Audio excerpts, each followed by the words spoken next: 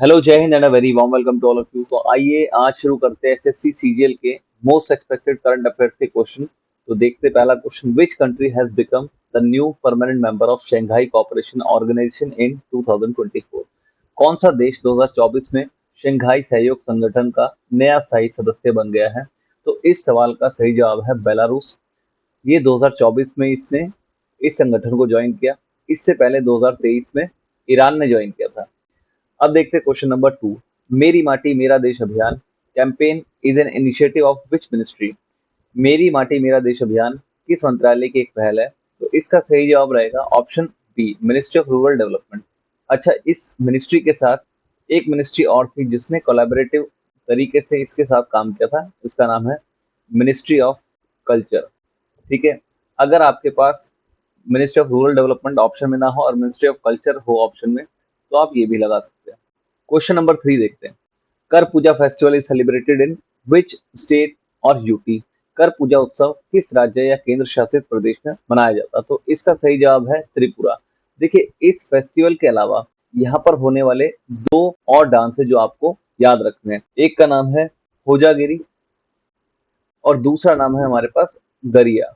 ठीक है, ये दोनों इंपॉर्टेंट डांस है जो कि त्रिपुरा के हैं, तो ये भी आपसे एग्जाम में पूछे जा सकते हैं। क्वेश्चन नंबर 4 देखते हैं, India has recently signed an agreement with which country to develop new generation military equipment। Bharat ने हाल ही में नई पीढ़ी के सैन्य उपकरण विकसित करने के लिए किस देश के साथ एक समझौते पर हस्ताक्षर किए? तो इसका सही जवाब रहेगा ऑप्शन ए।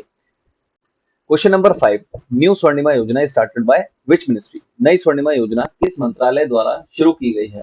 इसका सही जवाब रहेगा ministry of social justice and empowerment. तो इसमें जो महिलाएं पिछड़े वर्ग की एंटरप्रेन्योर्स है उनको सरकार के द्वारा 2 लाख रुपए तक का लोन दिया जाएगा बिजनेस सेटअप के लिए एट 5% पर एनम इंटरेस्ट पर। ठीक है, और इसकी एक कंडीशन और है कि इसमें परिवार की एनुअल इनकम 3 लाख से कम होनी चाहिए। ठीक है, 3 लाख से कम होनी चाहिए पूरे परिवार की एनुअल इनकम। अब देखते हैं question number 6, who is the architect of the new parliament building. नए संसद भवन के वास्तुकार कौन है? तो इसका सही जवाब रहेगा ऑप्शन सी। अब देखते हैं question number 7, how much rupee coin was unveiled by PM Narendra Modi during the inauguration of the new parliament building. नए संसद भवन के उद्घाटन के दौरान नरेंद्र मोदी जी ने कितने रुपए के सिक्के का अनावरण किया? इसका सही जवाब रहेगा ऑप्शन डी।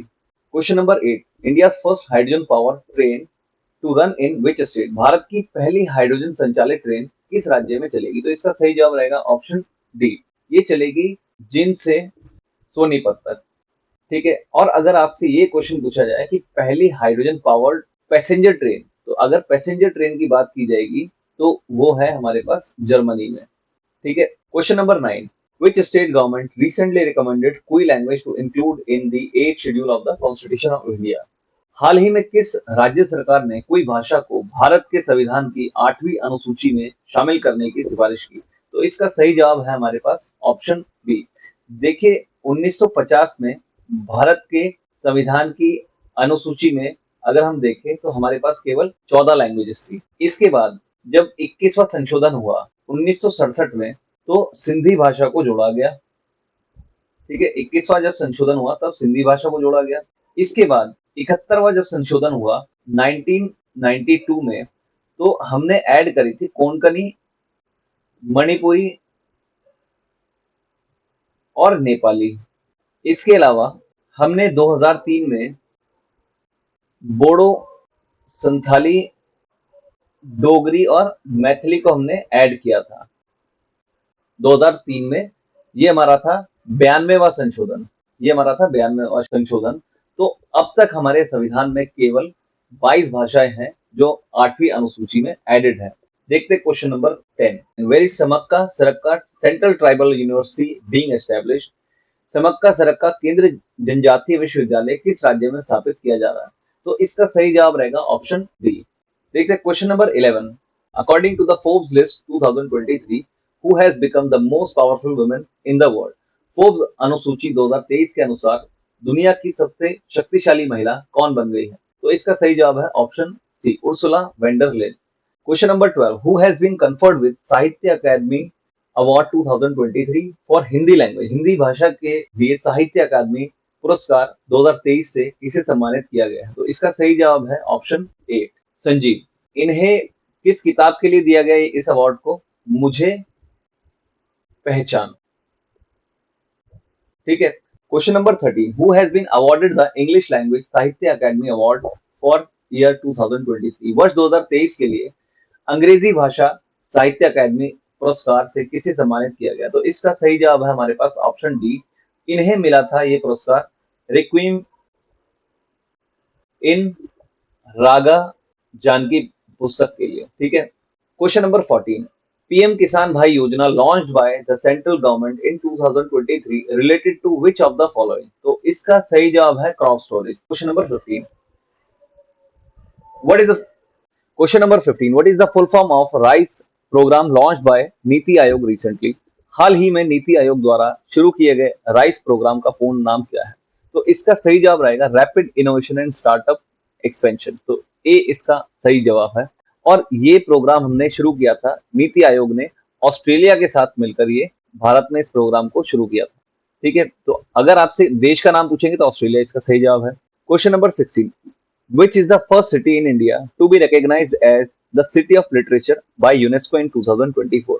2024 में यूनेस्को द्वारा साहित्य के शहर के रूप में मान्यता प्राप्त भारत का पहला शहर कौन सा है? तो इसका सही जवाब है option D, Kozhikode. Question number 17, who has been appointed by State Bank of India as its brand ambassador? भारतीय स्टेट बैंक ने किसे अपना ब्रांड एम्बेसडर नियुक्त किया है? तो इसका सही जवाब रहेगा ऑप्शन सी, थला, MS धोनी। देखते हैं question number 18, what has been the name of old parliament house recently by PM Modi? हाल ही में पीएम मोदी ने पुराने संसद भवन का क्या नाम रखा है? तो इसका बिल्कुल सही जवाब है ऑप्शन बी, संविधान सदन। Question number 19, which country recently unveiled the world's first airlifted portable hospital which is less than 20 kg? हाल ही में किस देश ने दुनिया के पहले एयरलिफ्ट पोर्टेबल अस्पताल का अनावरण किया जो 20 किलोग्राम से भी कम है? तो इसका बिल्कुल सही जवाब है ऑप्शन बी, भारत ने ये उपलब्धि हासिल की है। और इस पोर्टेबल हॉस्पिटल को हमने किस प्रोजेक्ट के तहत बनाया? इसका नाम है प्रोजेक्ट भीष्म। इस प्रोजेक्ट का नाम है प्रोजेक्ट भीष्म, जिसके अंडर हमने पोर्टेबल हॉस्पिटल बनाया है। Question number 20, according to 2011 census the urban population in India is 2011 की जनगणना के अनुसार भारत में शहरी जनसंख्या प्रतिशत है? इसका बिल्कुल सही जवाब है ऑप्शन सी। देखते question number 21, government of union territories amendment bill 2023 aims to reserve 33% seats in which UTs assembly? केंद्र शासित प्रदेश सरकार संशोधन विधेयक 2023 का लक्ष्य किस केंद्र शासित प्रदेश की विधानसभा में 33% सीटें आरक्षित करना है? तो इसका बिल्कुल सही जवाब है option C. Question number 22, what is the name of India first solar electric boat launch recently? हाल ही में लॉन्च की गई भारत की सबसे तेज सौर विद्युत नाव का नाम क्या है? तो इसका नाम है barracuda. Question number 23, according to the 2011 census data in which of the following UTs the female population outnumbers the male population? 2011 की जनगणना के आंकड़ों के अनुसार निम्नलिखित में से किस केंद्र शासित प्रदेश में महिला जनसंख्या पुरुष जनसंख्या से अधिक है? तो इसका सही जवाब है option C, Puducherry. Question number 24,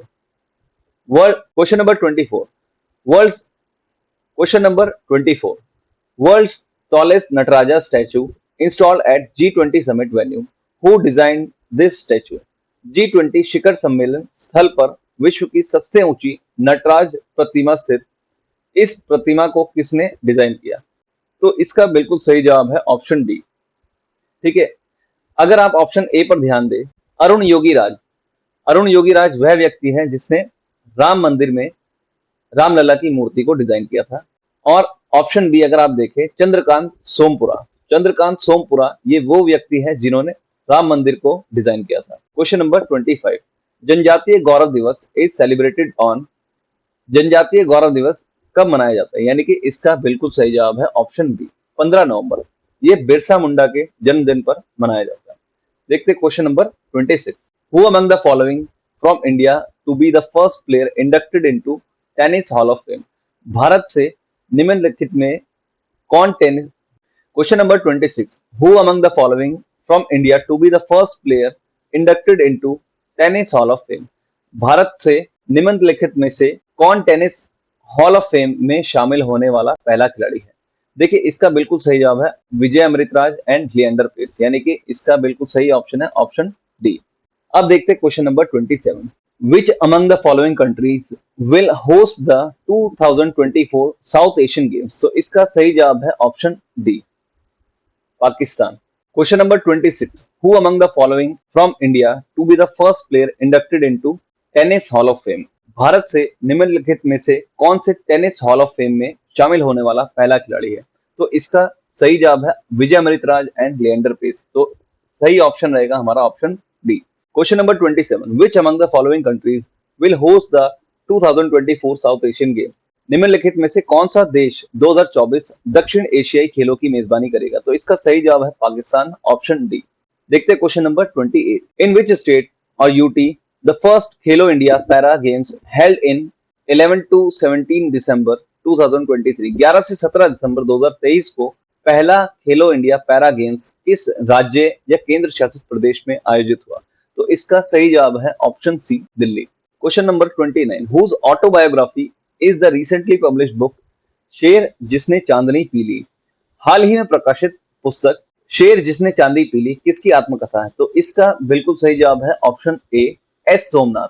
S Somnath ISRO के फॉर्मर चीफ रह चुके हैं। Question number 30। Who has become the 95th member country of the international solar alliance? Question number 30। Who has become the 95th member country of the international solar alliance? अंतरराष्ट्रीय सौर गठबंधन का 95वां सदस्य देश कौन बन गया है? तो इसका बिल्कुल सही जवाब है चिली। देखिए अगर आपसे इस क्वेश्चन में ये पूछा जाए इंटरनेशनल सोलर अलायंस का हेडक्वार्टर कहाँ है, तो ये आपको ध्यान रखना है, ये हमारा गुरुग्राम में है जो कि हरियाणा में होता है। Question number 31। विच स्टेट और UT is the first 100% open defecation plus status state? कौन सा राज्य या केंद्र शासित प्रदेश प्रथम 100% खुले में शौच प्लस स्थिति वाला राज्य है? तो इसका बिल्कुल सही जवाब है ऑप्शन बी। देखते हैं question number 32। Which ministry launched Swayam plus platform in 2024? तो इसका बिल्कुल सही जवाब है option B. Question number 33।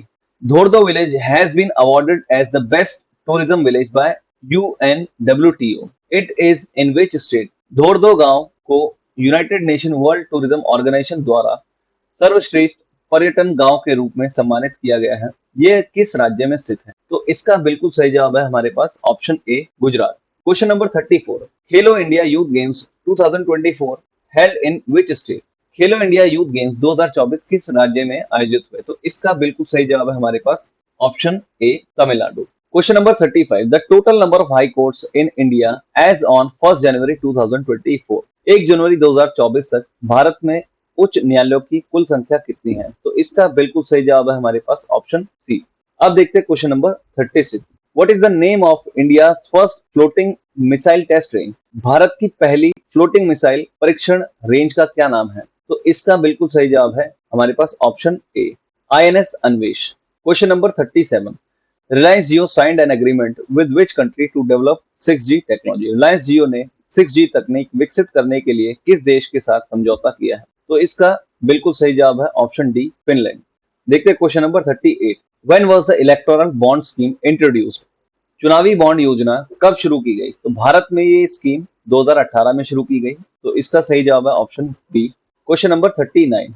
Which ministry of government of India launch Naya Savera scheme? Bharat सरकार के किस मंत्रालय ने नया सवेरा योजना शुरू करी? तो इसका बिल्कुल सही जवाब है option B, ministry of minority affairs. देखिए इस स्कीम में जितने भी स्टूडेंट्स जो माइनॉरिटी से बिलोंग करते हैं, जैसे सिख हो गए, मुस्लिम, जैन, पारसी, बौद्ध, तो इन सभी को भारत सरकार की तरफ से फ्री शिक्षा का प्रोविजन दिया जाएगा। अब देखते हैं question number 40। Question number 40। 105th constitutional amendment act of the Indian constitution is associated with? भारतीय संविधान का 105वां संवैधानिक संशोधन अधिनियम किससे संबंधित है? तो इसका बिल्कुल सही जवाब है option A, the power of state government to identify socially and educationally backward classes? सामाजिक और शैक्षणिक रूप से पिछड़े वर्गों की पहचान करने के लिए राज्य सरकारों की शक्ति। तो ये 105वें संविधान संशोधन में ये डिसाइड किया गया। देखिए जो ऑप्शन डी है हमारा, ऑप्शन डी में अगर आप देखें, reserve 1/3 of all seat for women in Lok Sabha, state legislative assembly and the legislative assembly of the national capital territory of Delhi. तो ये हमारा 106 कॉन्स्टिट्यूशनल अमेंडमेंट है, ठीक है। और जो ये बी और सी है, ये 104 के पार्ट है दोनों, तो ये दोनों 104 में आ जाएंगे। तो ये बहुत इंपॉर्टेंट है, 104, 105 और 106 कॉन्स्टिट्यूशनल अमेंडमेंट एक्ट आपको पता होने चाहिए, एग्जाम में आपसे पूछे जाते हैं। देखते हैं question number 41। Kadiyal sari was recently given a GI tag, which state does it belong to? Kadiyal sari को हाल ही में जीआई टैग दिया गया, ये किस राज्य से संबंधित है? तो इसका बिल्कुल सही जवाब है option A, West Bengal. Question number 42। Rignai Pachara textile was recently given a GI tag. Which state it belongs to? Rignai Pachara textile को हाल ही में जीआई टैग दिया गया है, ये किस राज्य से संबंधित है? तो इसका बिल्कुल सही जवाब है option B, Tripura. Question number 43। Who is the author of the book breaking barrier? Breaking barrier पुस्तक के लेखक कौन है? तो इसका बिल्कुल सही जवाब है option B, Kaki Madhava Rao. Question number 44। Who has recently been selected for Vyas Samman 2023? हाल ही में व्यास सम्मान 2023 के लिए किसे चुना गया? तो इसका बिल्कुल सही जवाब है ऑप्शन बी, पुष्पा भारती।